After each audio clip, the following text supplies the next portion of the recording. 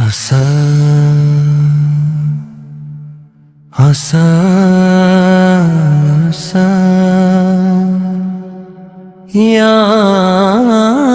حسین السلام شہ کربلا امام عالی مقام حسین السلام فرزند علی و زہرا امام حسین کربلا کی ریت تپ رہی تھی سورج آگ برسا رہا تھا چاروں طرف ظلم و ستم کے بادل چھائے ہوئے تھے مگھے حسین کا قافلہ صبر و رضا کا پی کر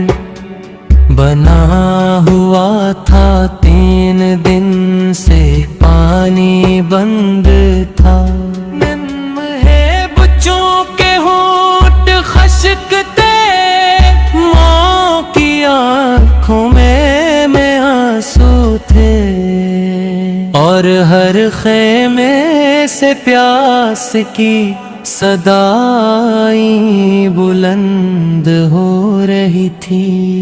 سکینہ اپنے بابا کے پاس آ کر عرض کرتی بابا پیاس بہت لگی ہے، ایک قطرہ پانی مل جائے تو دل کو قرار آ جائے، مگر فرات کنارے بہنے کے باوجود ظلموں نے پانی کا راستہ بند کر رکھا تھا۔ ننھی سکینہ کی سسکیاں سن کر زمین و آسمان بھی اشکبار ہو جاتے تھے۔ علی اکبر جب میدان کی جانب روان ہوئے تو چہرے پر نبی کریمت کی جھلک نمایاں تھی، پیاس کی شدت تھی مگر حوصلہ بلند تھا، حق کی خاطر جان قربان کرنے تھا، جذبہ خشہادک تار چمک یار امر ہو گئے۔ حسین نے جوان بیٹے کا لاشا اٹھایا تو کربلا کی فضا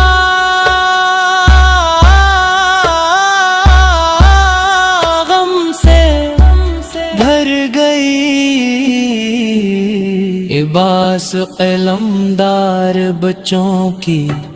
پیاس بجھانے کے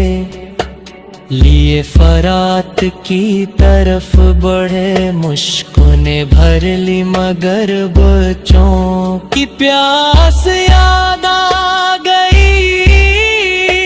خود پانی نہ پیا، واپسی پر دشمنوں نے حملہ کر دیا، بازو قلم ہوئے مگر وفا کا پرچم نہ جھکا، عباس نے جان دے دی مگر وفا کی مثال بن گئے، چھما کے علی اصغر شدتے پیاس سے بے قرار تکلوم حسین انہی گود میں لے کر میدان میں آئے اور فرمایا کہ اگر مجھ پر رحم نہیں تو معصوم بچے پر ہی رحم کر لو مگر ظلم نہیں، ایسی انتہا کی کہ ایک تیرا کر معصوم گلے پر لگا، ننھا اصغر تڑپ کر شہید ہو گیا، یہ منظر دیکھ کر عرش بھی لرز اٹھا، شام ڈھل گئی خیموں لگا دی گئی، اہل بیتھا کو بے آسرا کر دیا گیا۔